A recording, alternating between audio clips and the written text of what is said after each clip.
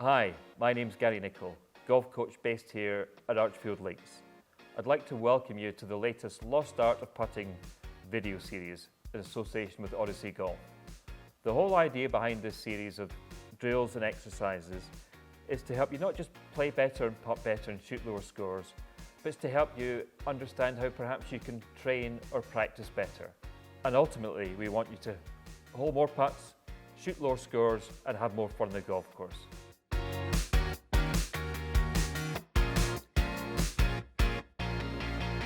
When it comes to practicing or training your putting, a lot of the exercises you can do are actually more mental exercises than physical exercises.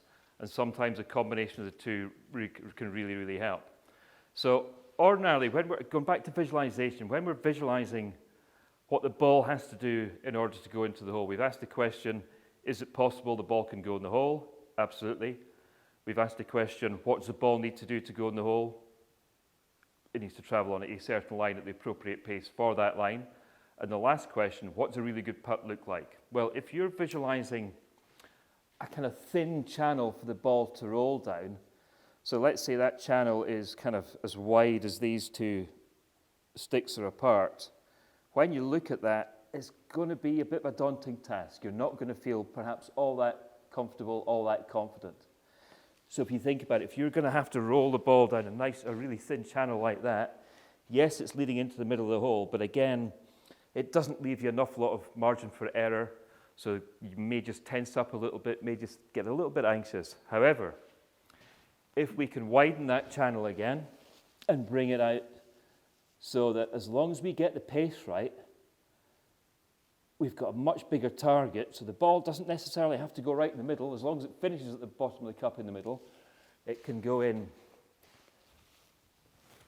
on the right edge, it can go in the middle, and it can fall in on the left side. We've all hit a putt that looks like it's missing, but because the pace is right, it just catches the edge of the hole and falls in.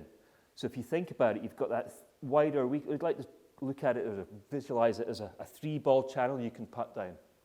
When you've got that 3-ball channel, so if I'm standing here looking at this putt and I've got enough room for 3 balls literally to fall into the hole, that just fills me with so much confidence. I don't need to worry about my stroke. I've just got to get the ball rolling pretty much on the right line, at the right pace. As long as we get the pace right, the line can vary. You know, don't get too wrapped up in the start line. Yes, it's important, but it's not the be-all and end-all. Think about the finish line. And if you can roll your ball down that 3-ball highway with confidence, in a nice relaxed manner, you've got 3 chances of the ball going in.